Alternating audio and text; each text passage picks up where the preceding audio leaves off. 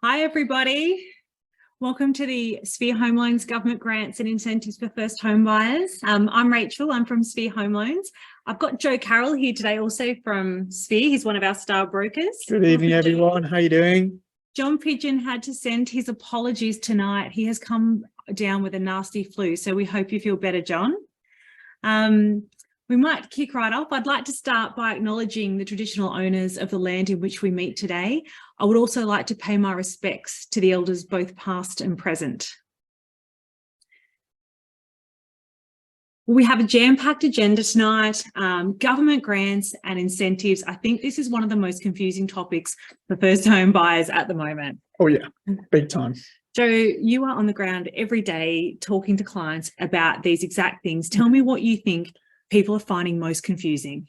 Well, I think it's the breadth of all the different schemes that are available, but also the government, in their wisdom, have decided to bring in quite a few different changes over the years, which has made it quite a dynamic landscape and very hard to keep up to date with. Yeah. So hopefully we can provide a bit of clarity today. We're actually just saying before we turned our camera on that we do this every single day, and we have to really stay on top of it. Like for us, even as mortgage brokers, it's really tough to make sure that we know all the grants. We work on national business, so there's a lot of different states.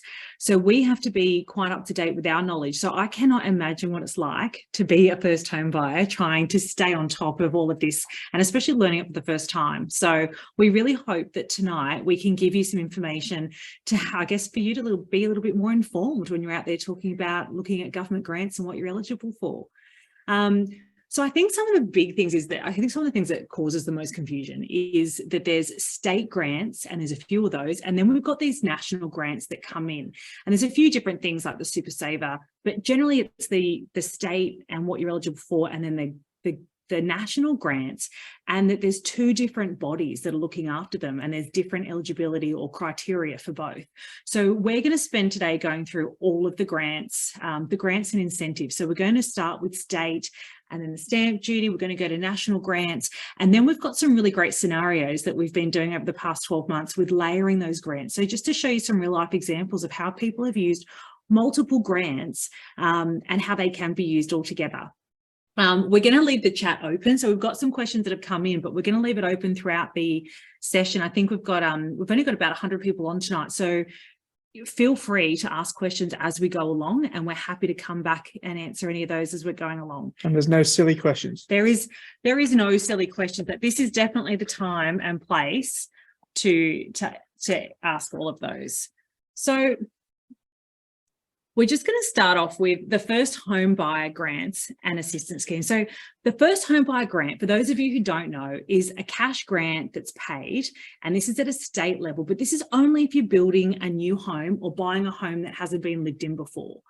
I would say everyone knows about these. They're really common. They've been around for a really long time, but I would say they've become, in New South Wales, like to get a house under 750 has been really tough. When was the last time you did a first home buyer grant in New South Wales? Maybe 2 years ago now. It's just not common enough. It's too low a price for most people to utilize it, really.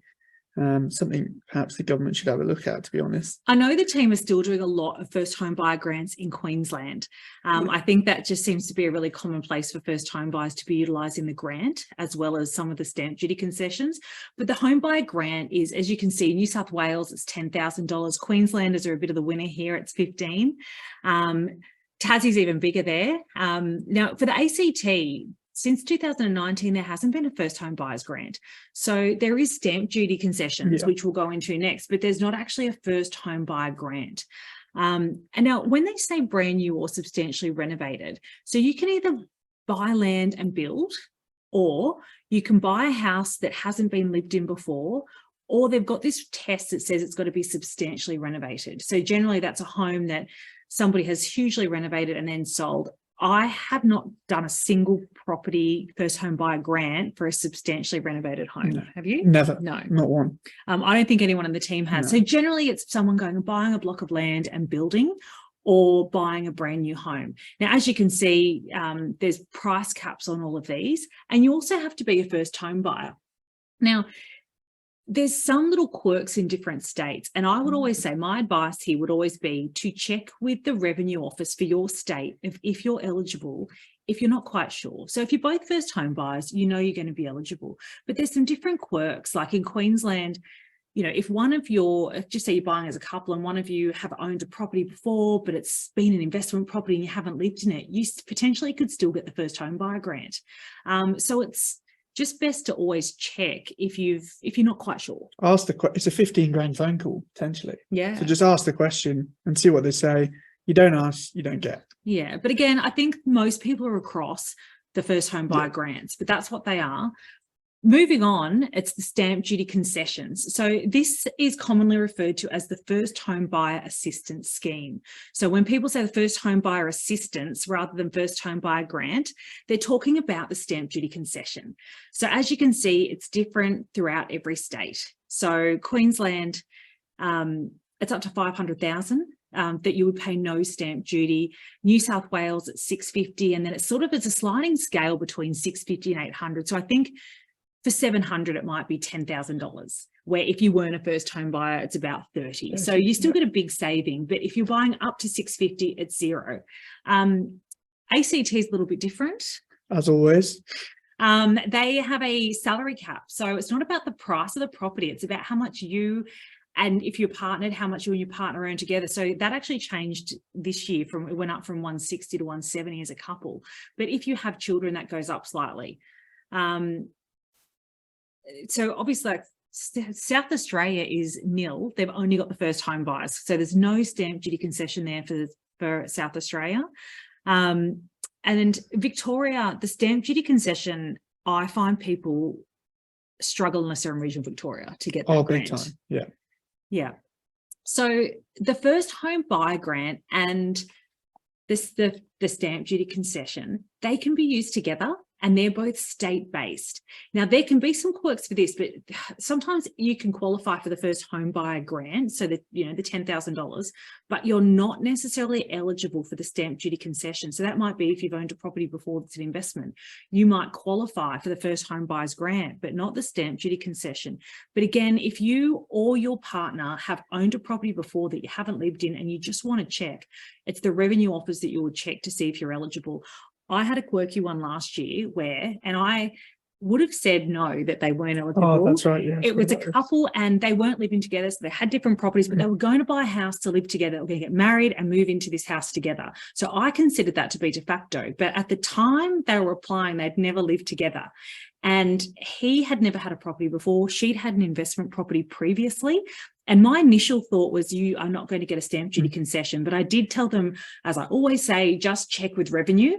And they called and they bought it where he did not pay stamp duty and she did. So it was like a split. So I would say it's always worth checking. Have you had any quirky ones? That's the question. Yeah. I think, you know, speak to your conveyancer or your solicitor as well. Always important to get that as a point of reference. But again, it just goes back to the adage of you don't ask, you don't get. You need to double check these things and make sure, because everyone's situation is different. And whilst you might think that you fall into this category, let's just double check and see. That saved them over what, $20,000? Yeah, it was close to that. Yeah. So it's a big saving and it's one phone call. So it's worthwhile for sure. Yeah. Yeah. So that's pretty much the state grant. So the ones that are done by each state have different rules and different regulations. And generally it's for first home buyers, but there's a couple of little different things. And as you can see, there's some states that are bigger winners and some that kind of really miss out. South Australia. Yes, they have it tough. I think the ACT have it tough too. Move to New South Wales. You know, most clients that we have in the ACT have a bigger income than that. Yeah, they Yet do. They're still renting for big rents and they're struggling to get into the market deposit-wise. So a stamp duty concession, if you're paying big rent, just because you've got a decent income, it doesn't mean that it makes it any easier for you to save. It's not backed by logic, is it really? And it is unfair. Although the average income there is higher because a lot of people work for government, those kind of institutions, it still doesn't act in their favour. So no, I would like to see a stamp duty concession come in, not income tested in ACT, but I don't feel like they're going to ask my opinion. No, they're not. So moving on to the national grants. So there are 3 national grants, the main ones, and they are across all the states. So this is something the government has brought out to help people get into the market. Now, these came out about 3 or 4 years ago, and when it came out, it was really tricky. They only gave about 5,000 spaces, and they released it in this January 3rd or 4th. And we actually had to come back from leave because we were closed until the 5th or something, because there was only 5,000 spots. Getting people in was a big thing, and there was like a lottery to get a ticket to get this first home buyer guarantee. Some people got in, some people missed out. Banks didn't know what they were doing. They didn't know what they were doing. It was a really tough time, but I feel like the government have got more of a handle on this now. The banks understand it more. It's been rolled out to about 30 banks and lenders now. So people are starting to get a hold of this first home buyer guarantee. They've also got a whole lot more spots than they did before. Yeah. So just to explain, the first home buyer guarantee is the government guaranteeing you into a home loan. So you only need a 5% deposit plus any of your costs, and you don't pay lender's mortgage insurance, and you actually get treated like you were buying the property at 80% from the bank's perspective, because the government's offering a guarantee. There's a couple of quirks that come along with this. It's a really interesting one, and I'll be the first to criticize the government at any turn, but this is a brilliant scheme, because the savings that you get, they give you rates as if you had a 20% deposit, and that might not sound like a big deal, but as soon as you go into lender's mortgage insurance, the banks increase your interest rate significantly usually. But under the scheme, they don't. They give you those 80% LVR rates. And what that means for you is just week to week, your repayments are significantly lower. So this is one of the schemes I can really get behind. I've done a huge amount of them recently, and they're pretty easy as well. It started off, we did one of the first ones in New South Wales, and it was rough. It was really hard. The banks were struggling with it. We got it done, but it was an arduous process. But now they do just fly through. We're doing lots of people with it, and it's getting people into the market and getting that foot on the ladder. So I cannot speak highly enough for this particular scheme. And I think it's a really good way to get yourself in there. Yeah, so there's some income requirements, as you can see there. So you've got to earn 125,000 or 200,000 as a couple.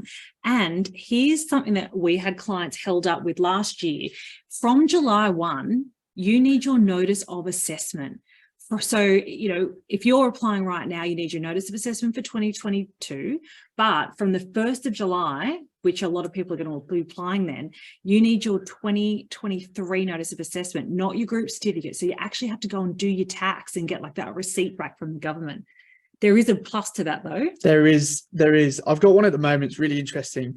The client's income for this year that we're using for servicing with the bank is 128,000, and he's an individual. So he's over the threshold, but his notice of assessment from last financial year is under that 125.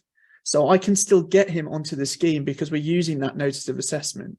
So if you think that you might be earning over this next year, but you still want to try and get onto the scheme, strike now before you have to submit your new notice of assessment, and let's get you on the scheme and get you sorted, because it can be the difference between you needing a 5% deposit or potentially a 12% deposit. And I think that's one of the common misconceptions. People think that they get a pay rise and now they're on, 150,000. I'm going to be on 150,000 from today, but we're looking at your notice of assessment for 22, but you're borrowing with the bank on your income of, once you get a pay rise, that's what income we can use from day one, day one of that pay slip. So it's got to be owner occupied. And so with the state grants, and they change from a few states, but the basic rule is you've got to live in it for 6 months in the first 12 months. Some it's 12 months consecutively, but for the majority of states, you've got to live in it for 6 of the first 12 months. But it's not like that for the first home guarantee. It's really not for a few of those clients. You've talked a few people out of this guarantee. Yeah, look, it's all about what your long-term plans are. So look, if we're buying a home and your plan is to rent rest it, for example, which lots of people are doing at the moment, it's a great strategy in many respects. This isn't for you because it doesn't fit that criteria.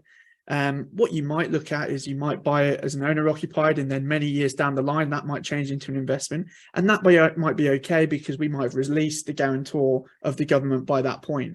But initially, if you're getting in and you're going to not reside in the property and you're hoping to rent it out, this might not be for you. So every situation is different, and that's a discussion you would have and go through it together. Yeah, and people ask the question, how long do I have to live in it?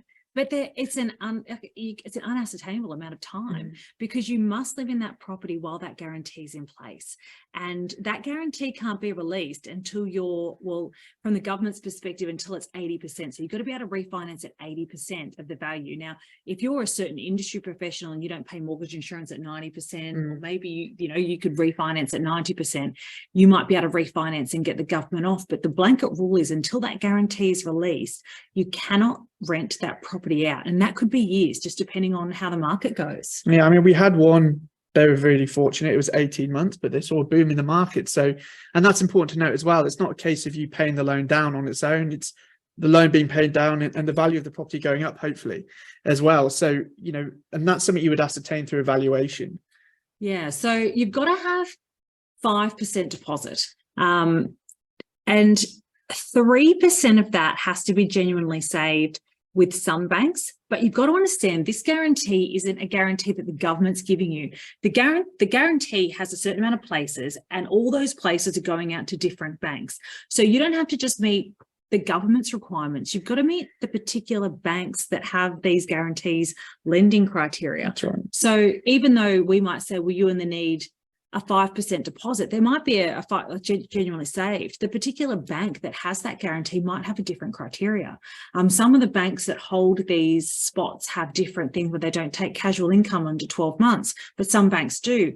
And there's a particular bank that we've been using a lot of lately that will let clients use rent as genuine savings, and also have these schemes, like have these spots from the government. And that's huge, because how hard is it to save whilst you're paying rent? It's so difficult. And if you can use that as evidence that, you have the ability to save, but obviously you've not been doing so because you're paying that rent week in, week out, it's something that can be the difference between you, again, getting in the market or not at all. Again, though, this is very select lenders. It's not everybody, and not everybody is doing the scheme. So it's a really, bespoke process in regards to that. Yeah. And this is what we do. So, we talk to clients every day about what they're eligible for and putting them on track. But a lot of the time we're looking at 30 different banks plus. So just for this scheme. So we might have 40 or 50 banks we work with, but maybe 25 to 30 of them actually have the scheme, and maybe 10 of them do it well. So just because you've been told you can't do something with a bank that has the scheme doesn't mean you can't do it. You just need to have a chat to a broker and see what other banks have these schemes, and they might have different credit assessment. But in summary, this first home guarantee is the 5% deposit is all you need to get into the market, which is huge, but 5% plus costs. So if you have to pay stamp duty, then you still have to come up against that. So if you're in New South Wales and you're buying for $650, you only need 5% deposit because you don't have stamp duty to pay. Yeah. But if you're buying for $1 million, you wouldn't anyway because with the cap. But if you're buying for 800,000, that's a 34 grand you've still got to have that stamp duty unless you use another scheme where you don't have to pay stamp duty. Yeah. So that's the 5% deposit. Now, there's some other guarantees that look very similar. The other guarantees the government has that look very similar to this. These are the two other ones. So there's the regional scheme, which is just pretty much the same as the other very scheme. Similar, yeah. But it's for people in regional areas only. So if you lived in Dubbo in regional New South Wales and you had lived there for 12 months and you wanted to buy a property there, you would have access to certain places in the scheme that people in Sydney didn't. But if you were living in Sydney and wanting to buy in Dubbo and move there, you actually wouldn't get one of these schemes. You have to live in the regional area for 12 months before you can apply for the regional spot. Sounds harsh. It's actually a really good policy though, because it protects those regional hubs from, them being bought out by people moving from these big metropolis cities. And I think, again, normally the first person to criticize the government's policies, but it's actually a really logical policy they've put in place here to protect people and make sure that you can get into that market. On this note, in regards to, I always struggle with this concept of, what's regarded as regional and what doesn't. There will be a link which we'll be sending out where you can put in a postcode in your area and find out under which remit you fall under, which is really helpful because I really struggle with that. I don't understand how they said it. And huge disclaimer on this. I always recommend that you go onto the particular government site. So we'll send out a link to both the state, for each state, and their national website. Go on and check it out. That's what we do too. So when we're talking to a client and we're not quite sure, we call up the number on the the national line, and they're really good. They answer us really quickly. So the best thing to do, if you're not sure about where, if that's regional, if it's not, what the income cap is, or what just give that particular number a call. So we'll send that out and just ask about exactly what you're buying. There's an online postcode calculator too. Yeah. So this is one of my favorite guarantees, which is new, that's come out, and I think this is the one that I feel like no one knows about and that people need to know about, which is the family home guarantee. So this is really, really cool, and it's aimed to help people get back in the market. So it's not just for first home buyers, but it's for single parents that might struggle to save a deposit. You've probably done a few more of these than I have. Yeah, they're getting more popular. Again, we have a major issue with this one, is nobody knows about it. No one knows about it. So it's educating people and explaining what it is and how it would be applicable to you. It is a fantastic way to not only get into the market, but also to get back into the market, once you've gone through a separation and things like that. It's a great product, but it's just not spoken about as much as perhaps some of the others are. Yeah. So we're just going to take you through that now. Yeah. So basically you need a 2% deposit. So you need a 2% deposit, and the government guarantees the other 18. So from the bank's perspective, they're only lending you 80% of the value of the property, but they're actually lending 98% because the government is guaranteeing that other 15%. You still need to have, there's certain criteria you still need to have. So you might look at a bank and the bank might still want to see 5% genuine savings, which makes that tough. But you do only need to put in 2% plus any costs. So you've got to be a single parent. And by single, it actually has to be divorced. One of the brokers in our office got caught with this, where they were talking to a client and she was separated and had been separated for 7 years. But to get this grant, they actually want you to have been divorced. So 125,000 income that you can own. It's got to be for owner occupied. This really is designed for the family home, secret to the name, family home guarantee. It's not for, renting out down the track. And this is the only national scheme where you can have owned a property prior. That's massive. It is massive. That's really significant, because people, you set yourself up and then things happen, separate, and then you want to get into a property and have that stability again. And this is the government trying to make that happen. Again, a very logical scheme to get people back into the market at a comfortable level. Yeah, and I think we see a lot, and before this scheme came out, especially, you see a lot of people that have had a property with a partner down the, way long ago, and they didn't come out with anything, or they didn't come out with enough to get back in the market. And it's really hard, especially as a single parent, to save a deposit. So I think this is a really great guarantee, and I want more people to know about it. Yeah, so if you know a single mum or a single dad, tell them that there is something that's come out from the government that, is really different for them. So I know a lot of the brokers in the office have people on savings plans, getting them ready to use this. So, 2% it doesn't sound like a lot, but it's still a lot for someone who's renting and, working and paying daycare fees or school fees. Yeah. So I think the more people that know about this one, the better. We've got a question here from Mr. Anonymous. Do you also need to have your latest income tax assessment when you apply for the regional and family home guarantee schemes? Yes, you do. Yeah. So the notice of assessment is really important. So you can't just have your group certificate. You need to have your notice of assessment. So most people, this time of year, it's not an issue, because most people have done their tax from last year and have their notice of assessment. Where people get caught is in July. So there were some changes that came out, which we're going to go over right at the end. We're going to go over the changes. So there's different people that this is opening up to in July, and you can't get a spot until July, but you also have to have your notice of assessment. Yeah. So there's going to be this thing that happens in July, where there's going to be this mad rush of racing to get these new spots, but you need your notice of assessment. So the quicker you can get your tax done, the better. But I'm really glad you asked that question, because there is a big difference between notice of assessment and group certificate. But as Joe said before, you can use that notice of assessment rule to your advantage. Well, double check. If you're thinking about going on this scheme and you think you might push yourself just over the threshold into the new financial year of July 1st, have a look and make sure, you know, that it is feasible now. Maybe it's time to strike now rather than waiting, because if you go over that 125 or that 200 as a couple, you're going to push yourself out of this scheme. And if you have a big bonus due, could it be paid on the 1st of July? Absolutely. Does it have to be paid in June? I'm not saying anything to that. But it will go on whatever. If you're going to apply in July, it will be on whatever your notice of assessment is for the 2023 year. But if you were applying right now, it would be 2022 notice of assessment. So there's a table here that has the max purchase prices. So as well as the income requirements, so it's 200,000 for a couple, 125 for a single. There's also max property purchase. So in New South Wales, if you're in a capital city or a regional centre, it's 900, but the rest of the state is 750. Victoria, a little bit lower. Queensland a little bit lower again, and then they've got all the others there. So if you're, I still think you're right. The biggest confusion is what is regional centre as opposed to rest of the state. And the national scheme website has a calculator for you. So you can just put your postcode in and it will tell you what that income cap is. They have a little calculator online.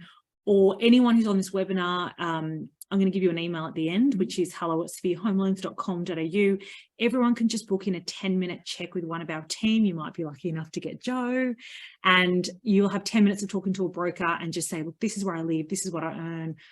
Tell me what I'm going to be eligible for, and we can help you through that as well. And don't be shy as well. A lot of the calls that we've had previously have been like, they're not ready now, but then they want to be ready in the next 6 months or 12 months or, even 18 or whatever it might be.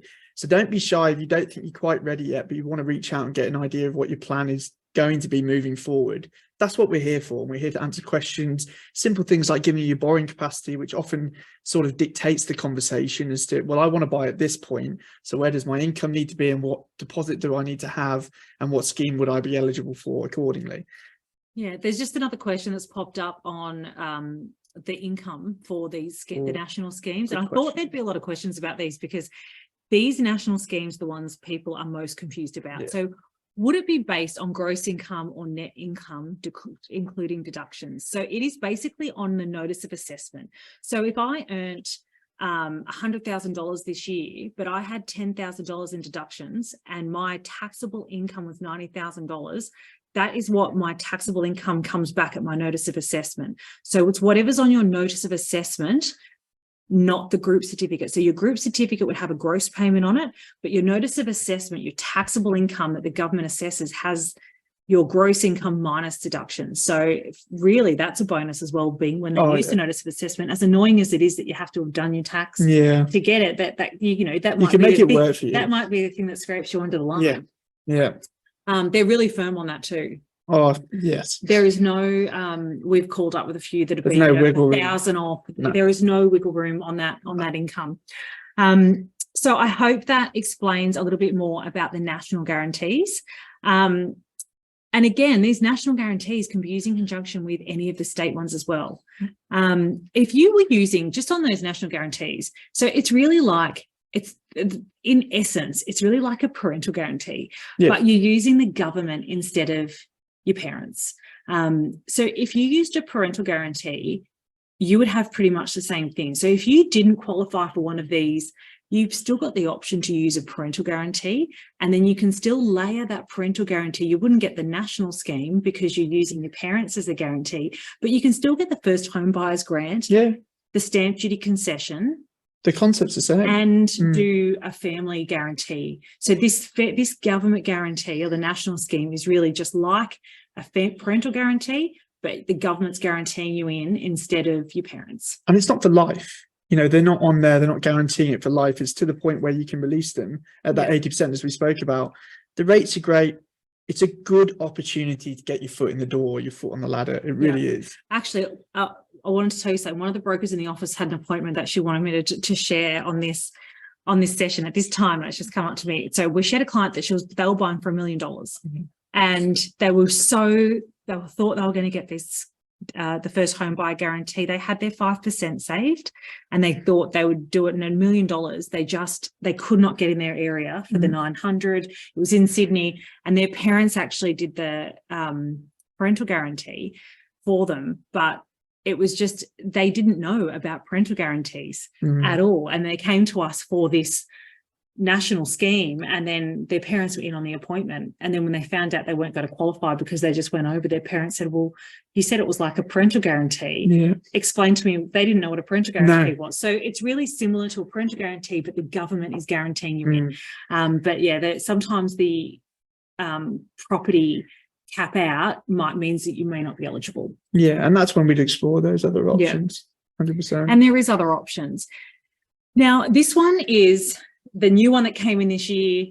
This is that caused a lot of controversy when it came out. It is New South Wales specific, so apologies to all the other states that are on. This is just New South Wales, but the big stamp duty choice, which is you can choose whether to pay stamp duty as a first home buyer or an annual land tax. And I was offered at the start, and now I love it. We're all on board now. I love it. I think it's awesome. I think it's great. What do you like about it? I just think there'll be very few scenarios where it makes sense for you to pay the full stamp duty up front. Now, as we know, stamp duty roughly equates to about 4.5% of the purchase price as a general rule. That's a lot of money to save. It's already hard enough that you've got to save, the 5, the 10, the 15, 20% deposit, whatever it is that you're aiming for, especially if you're renting. But then to save that additional stamp duty on top, it's a lot of pressure and it's a lot of work. This new scheme that's come in for New South Wales only, again, apologies, is excellent because it gives you the ability to purchase at that higher price without such a large deposit to cover that stamp duty. So just to clarify, if you're a first home buyer in New South Wales, you do not pay stamp duty up to $650,000. So this is not for people buying under 650. No. This is for people who are buying over 650 and up to 1.5 million that can now choose whether you pay stamp duty up front or whether you pay an annual land tax. Now, I have clients that have no choice. They have to choose the annual land tax. Yeah.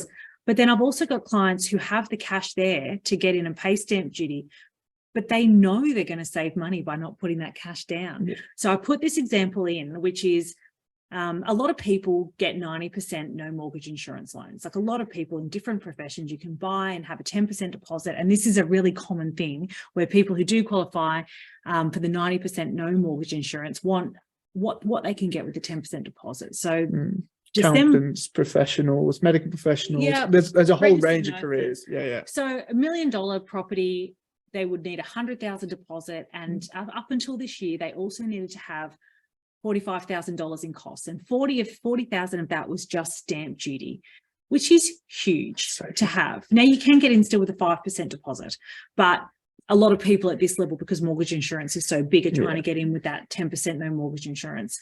So under the new scheme, with this same scenario, the client would pay an annual land tax rather than the $40,000. Now, we did this scenario where the land value was $548,000, because you don't pay on the property value, you pay the land tax on the land value and what the government says, which is always lower. It is always lower, and they come out all year and they tell you what the land's worth. So this client would actually have paid $2,044 per annum, and we did a little bit of a research because like I said, I was off this at the start. So I thought, an annual land tax, the government's going to charge people all this money over all this time. They're going to jack it up. We were suspicious. But they've actually capped it. So they can't put it up more than 4% a year, the land tax. So even if your land doubled in value next year, they can't double your land tax. It's capped at a 4% increase every year, which I thought was good. But then the average client of ours, and we did this data before this webinar, it's 6.5 years that a client actually holds their first property for, which we've got clients that hold them a long time, and a lot that maybe, get in at 3 years and then upsize. So even if you had that $40,000 and you held this property for let's say 5 years, you'd be paying $10,000 in land tax, but you've saved 30 grand. It's massive. It's massive. For the people that have the choice of either paying the stamp duty, to me, it's a no-brainer. I'd be paying the land tax straight off the cuff, because it's unlikely you're going to stay in the property long enough to justify having paid it upfront anyway. And moreover, if you've got that money spare, you might have it earmarked for something else, for some other kind of investment strategy. So to me, I would have that to one side if I can, and pay that land tax and just, reap the savings in the long run, really. Now, we've had questions about this. We've got a cracking one here, actually, from Jen. Jen has said, what are your thoughts on stamp duty choice, New South Wales, if intending to turn the property into an investment after staying in the property for the qualifying time, noting that the property tax is much higher for investment properties? You are completely right. So I have done a number of these scenarios, and you can go on and work out what your land tax would be. But land tax for investment properties is more than land tax for owner-occupied properties. So if it does change to an investment property, let's say you're going to live in it for 12 months and then you're going to keep it for 30 years as an investment property, I would say you'd probably be better off not paying the land tax, but it might be, for a lot of people, it's a difference of being able to get in or not. Yeah. I mean, look, that all comes down, it's a great question, Jen. It all comes down to strategy. And all you're going to be doing there is a cost benefit analysis. If you know what your long-term plan is and you do intend to keep the property for over a certain period of time, you'd work out what you pay as stamp duty up front, and then you divide that into the amount it's going to cost over the period of which you're going to hold it, and then work out which one's going to be more fortuitous for you. So that would be you working out, okay, well, what's my long-term plan in a worst case scenario in terms of holding the property and paying that tax, and going, well, I'm either going to pay it up front because that's going to work out cheaper in the long run, or actually, no, I might well release it after 5 or 6 years and I'm still not going to be at that $40,000 as this example is here. And that land tax has to go into the servicing calculator for servicing. So let's say you're paying a couple of $1,000s a year in land tax. We also need to put that into the bank's calculator when you're borrowing. So if your long-term strategy, another great question. Yeah, if your long-term strategy was to hold that property as a long-term investment properties, and a lot of our investors do hold them right until retirement, I would be much more inclined to pay the stamp duty up front. Absolutely. It's all depending on what your investment portfolio strategy is, and then we make an educated and informed decision based upon that. Now, I've just had something to Shannon just said a very good point, and this is exactly what I thought.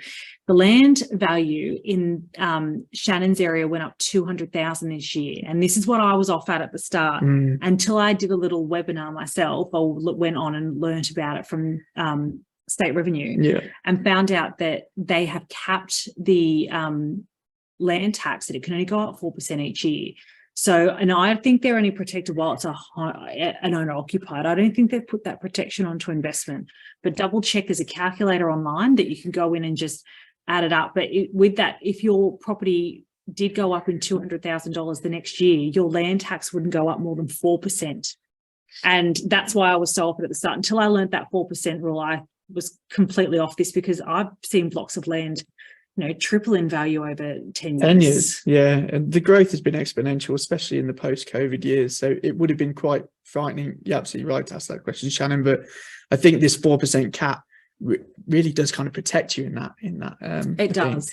But to the best of my knowledge, it's only while it's an owner-occupied. So I still, like, I guess the nature of this grant is for owner-occupied homes. It is to get into your first home and get you on the property ladder. It is not designed for a long-term investment strategy. No. This is not for this wasn't designed for invest. I'm not saying you can't use it as one, but I'm just saying it's not going to be it's going to be much more beneficial while you live in the property. But if you look at the average client of mine buying their first home, it would be buy your first home, you hold that between 3 and 7 years, and then you upsize that house. And a lot of people think they're going to keep that first house as an investment, but then they've paid so much off their owner-occupied home that it actually works out better for them to sell that, buy their next owner-occupied home, and then use the equity in that house to invest. So, this rent investors are a little bit different, but people who go in to buy their first home, pay it down, and then go, well, I want to upsize and I want to invest, tend not to hold that first property as the investment property. Very, very rarely. I think if you're looking at an investment strategy and you're buying your first home, you leverage that and use the equity that you build in that to move on to your next stepping stone property, not necessarily turn it into an investment. Yeah. No, I'm not trusting the government of the day, Shannon. Never. I have been very dubious. Shannon just said, I guess you're also trusting the government, but they have put it in writing that there's going to be a 4% cap. But again, I was as dubious as you when it came out, but I do think for the people not holding those properties for 30 years, it's a great choice. It's a great choice, especially for those people who can't get in without it, which most of the people we're talking to, it's not a choice. It's not stamp duty choice. It's, I cannot get into the market if I'm paying this sort of stamp duty. I'm renting in Sydney. I've got this much money. And it's up to 1.5. Like that's like 60 grand. So it's a massive, massive saving that you don't have to make.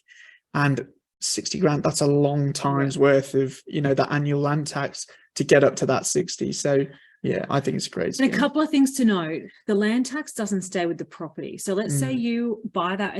A lot of people have thought it devalued their property. I've had so many emails about this. It doesn't devalue your property. You buy the house using the land tax option, and let's say you sell that house in 5 years' time and upsize. There's nothing attached to that property that says it's got land tax. It's finished. It was attached to your owning of that home.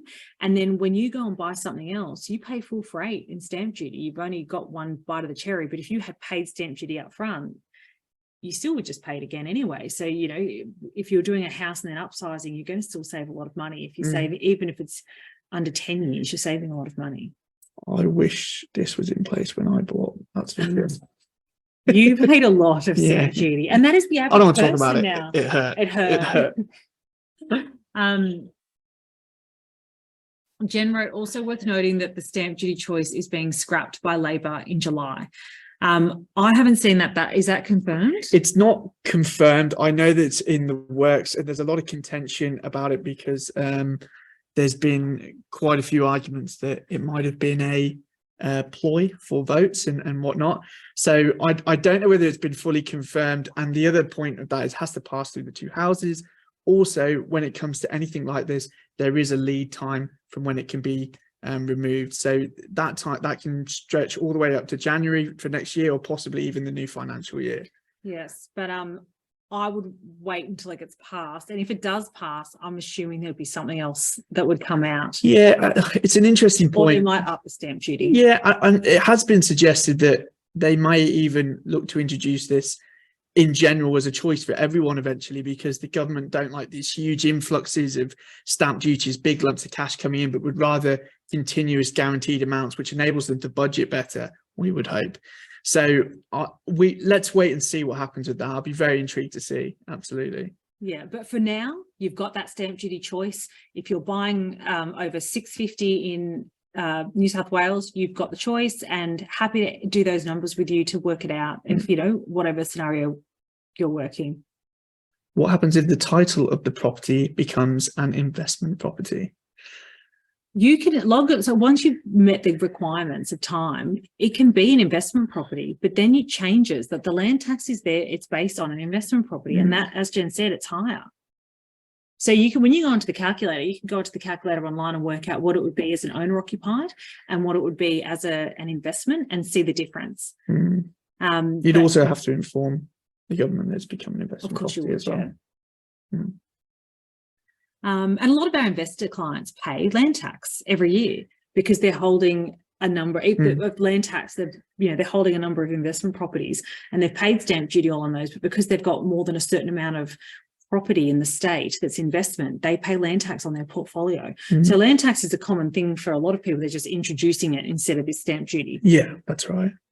So scenarios, layering the grants. So this is the stuff where you can actually see how people can use these grants and incentives together, to buy their first property. So this is actually a scenario this was actually a really exciting one. It was a client of one of our brokers, Genevieve, and she had been working with this client for maybe 6 months, saving for a deposit. She actually lived out of Western Sydney and was wanting to buy, and she just could not find a property under 800, but she had about between $40,000 and $50,000 saved. And this was last year and before stamp duty choice came in, and there was just no way for her to get in.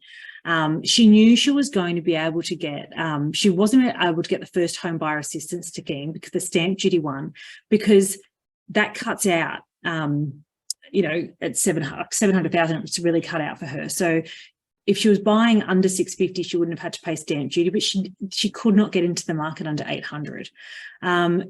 She was renting as well, wasn't she? She was renting, but she also cut it up. So she opted for the land tax option, which came in. So we actually called her when it came in and said, and let her know that she was able to get into the market. That was in January of this year.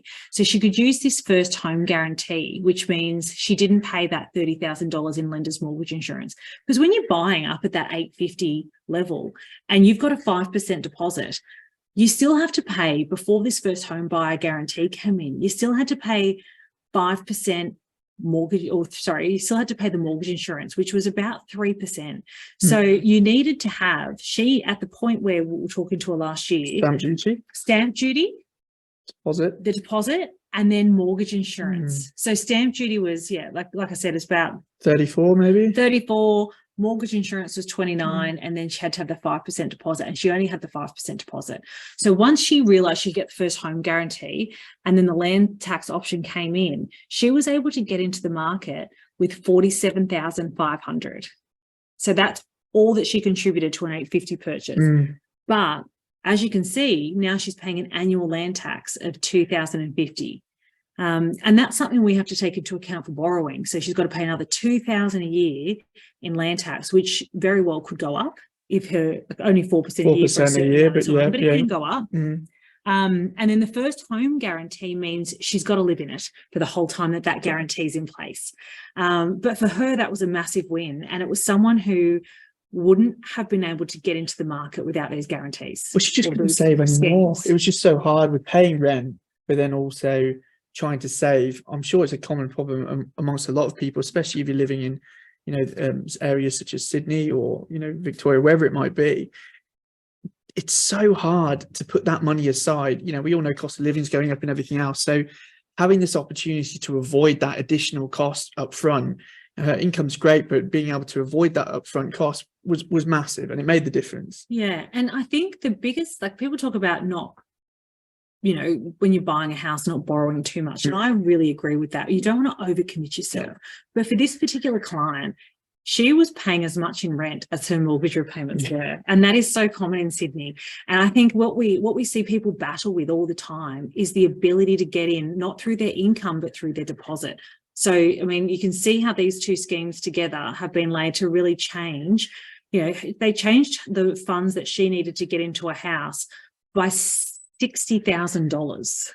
That's massive. It is massive. So it less than halved her need to get in. Now you still got to be able to pay the mortgage. You still got to be able to pay your mortgage, and you don't want to overcommit. But if you can get in the market, that's generally the biggest thing.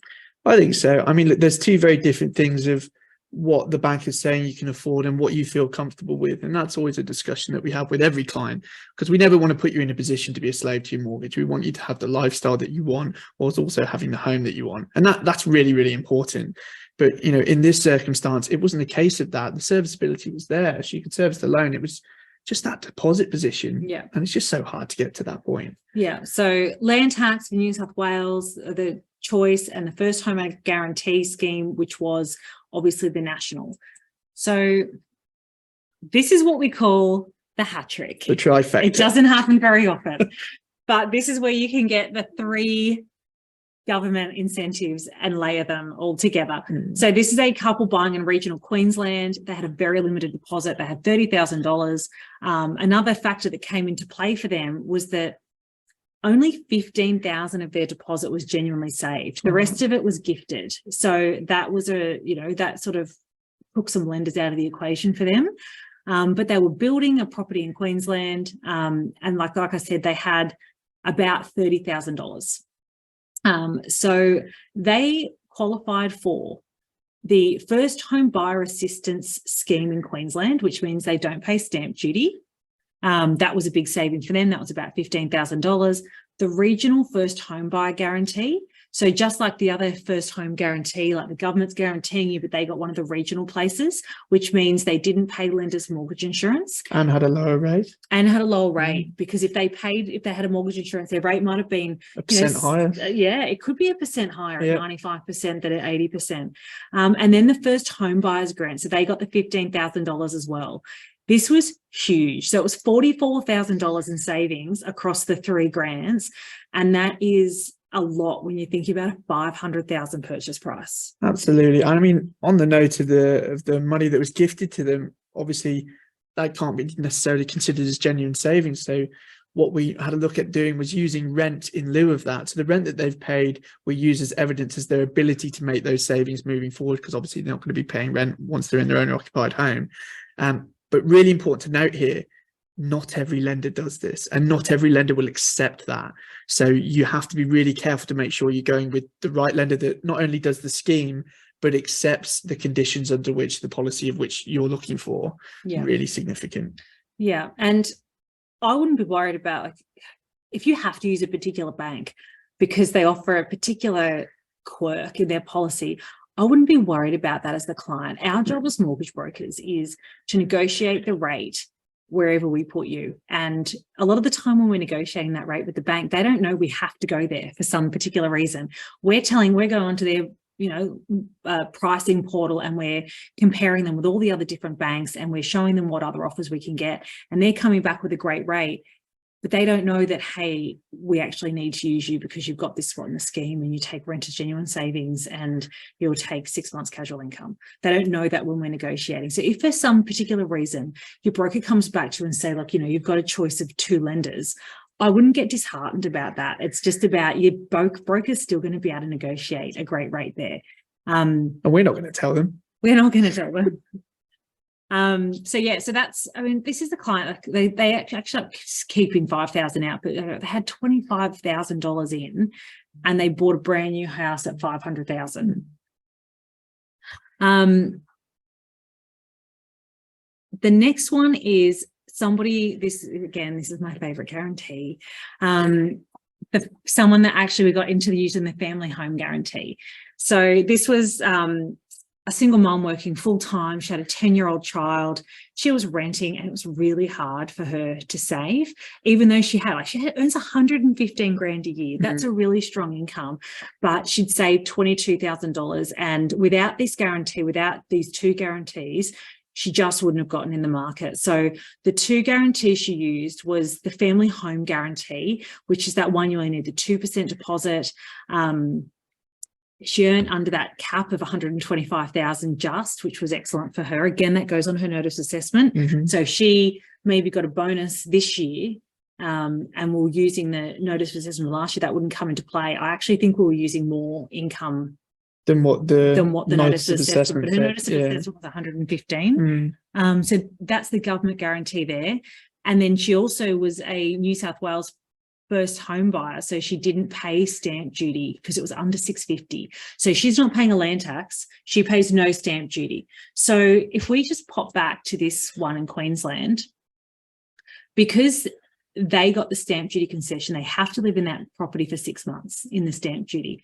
But with the regional first home buyer guarantee, which was the grant 2 they used, they have to stay in that house as long as the guarantee is there. So even though the stamp duty one has one requirement to stay in for 6 of the first 12, they still have to stay in that house until the guarantee is released during the regional scheme.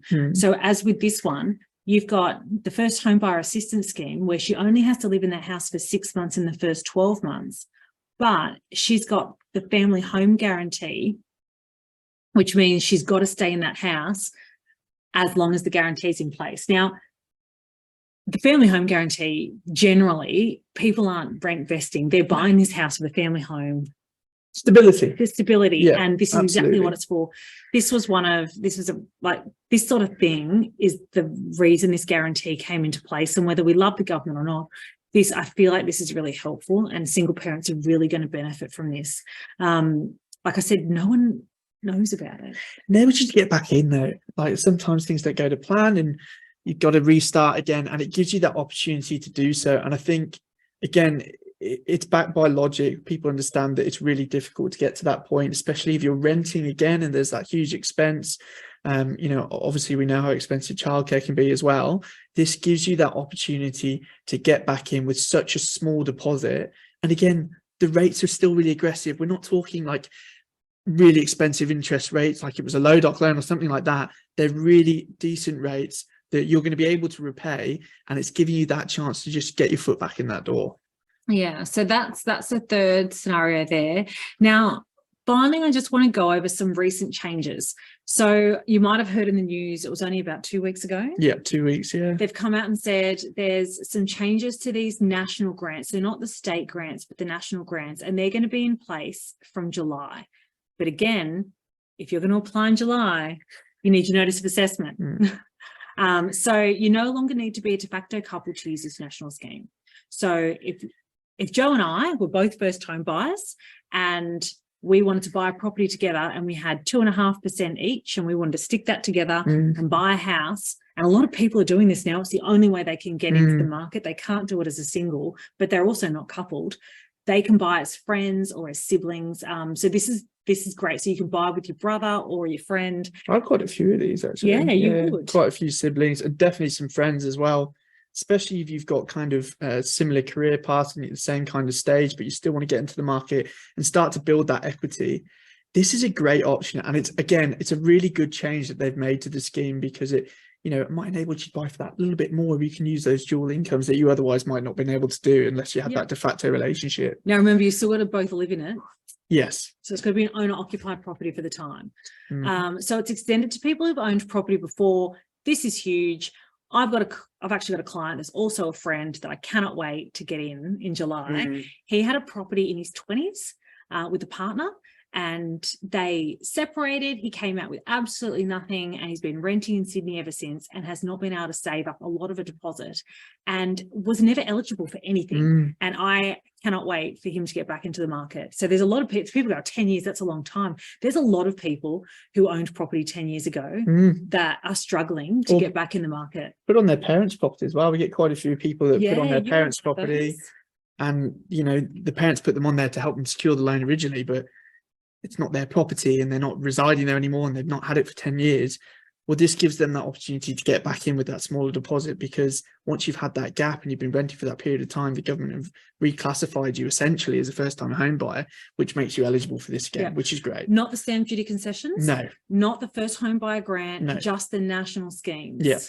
And the third one, this would have been nice for you too, Joe. Yes, it would have been nice for me. Yeah. So, and this is something I'm coming across more and more for permanent residents. I mean, look, we all know how long it can take to become a citizen and how bloody expensive it can be.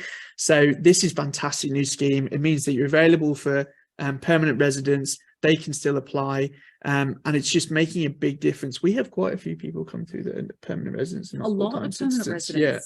And a lot of people, it takes them a long time to become a citizen. Yes, it does. You took a long time. You were working here for 5 years before you became a citizen.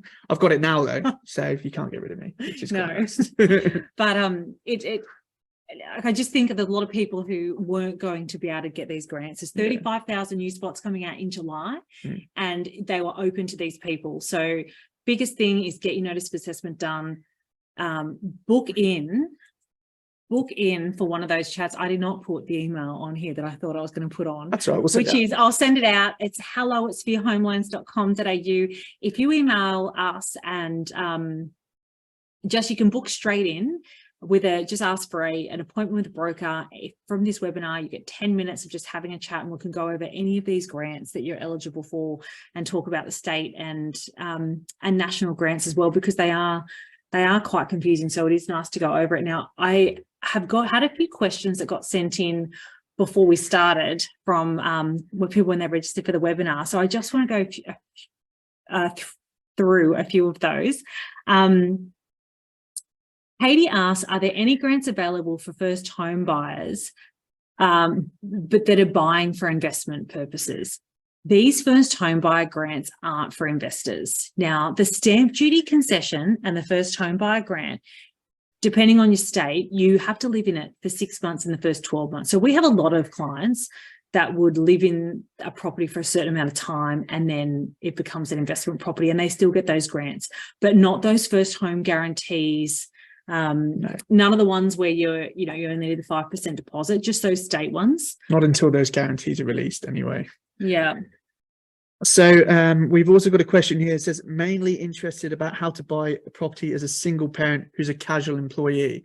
So I get a lot of this. In terms of casual income, there's nothing from the government scheme perspective that's preventing you from lending from a casual perspective, but it's the lender's individual policy that dictates whether or not we can use that casual income. Some lenders want 12 months. Some lenders want 6 months when it comes to casual. We just had a bank come in literally last week that said that we can use day one casual as long as you were in the same profession from the job that you've left previously, and it's within 1 month. So all depends on your particular scenario, and that may well dictate which bank we take you to. This is a perfect example of, let's have a chat. Let's just go through what your option looks like, what your scenario is, and have a discussion. And it may well be that we need to wait another month or 2 months or so, and that's fine, but at least we've got a path to the end of the journey to get you where you want to be. Yeah. Now, Jane's asked about the first home buyer super saver scheme, and she's asked, what are the tax implications for the year you take out, say, 50,000 contributions towards your deposit?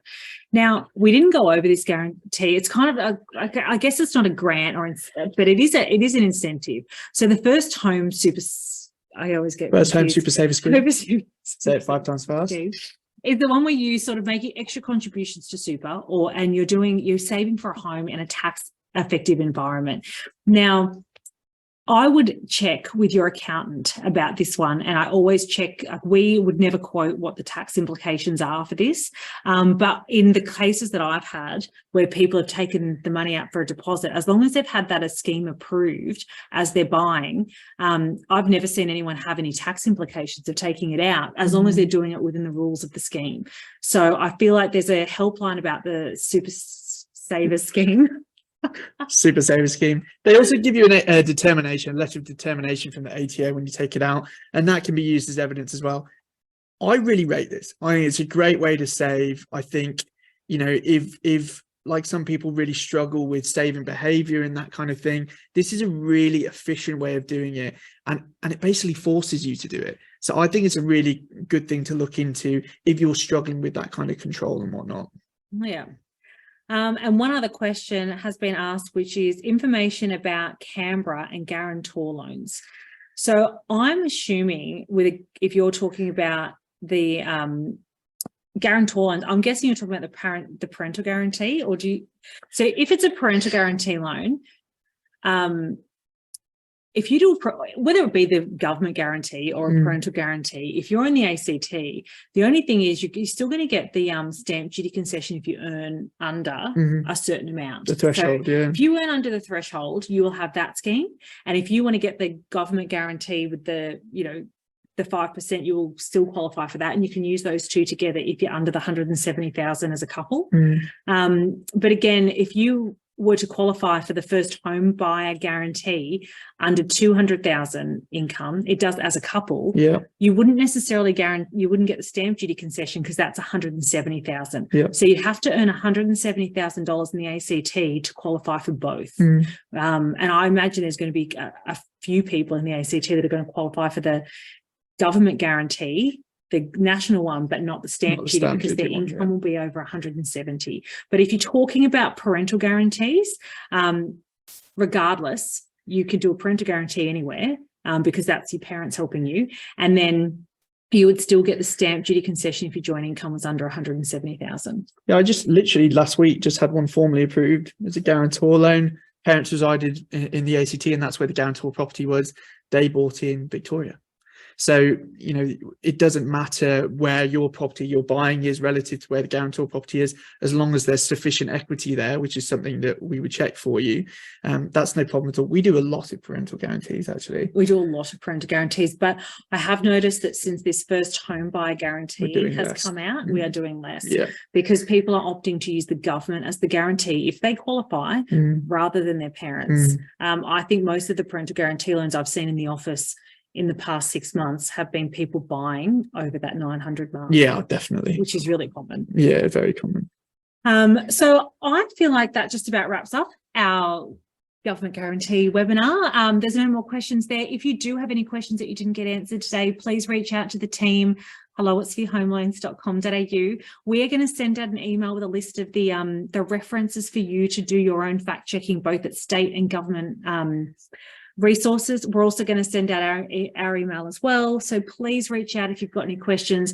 Book in with one of the team for a 10-minute chat. It doesn't cost anything, and we would love to give you the information for you individually. Get in touch, guys. We love talking about this stuff. This is our passion. So yeah, just send us a message. All right. Thanks. Have a great night, everybody. And thank you for joining us.